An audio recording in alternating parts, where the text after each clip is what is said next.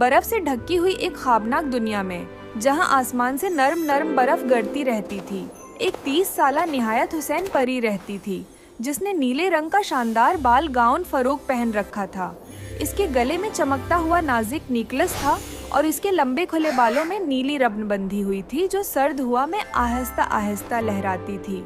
जब वो बर्फ पर चलती तो उसके कदमों से रोशनी बिखर जाती, दरख्तों पर जमी बर्फ जगमगा उठती और पूरी वादी जादू से भर जाती।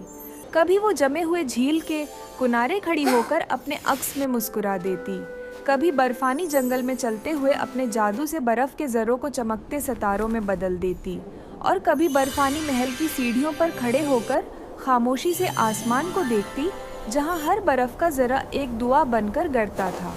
इसके नीले फरोक की चमक, नेकलेस की रोशनी और इसकी पुरस्कुर मुस्कुराहट ने सर्द दुनिया को मोहब्बत, उम्मीद और सुकून अता किया। यहाँ तक कि जब बर्फबारी थमी तो पूरी बर्फानी सल्तनत अमन और रोशनी से भर चुकी थी,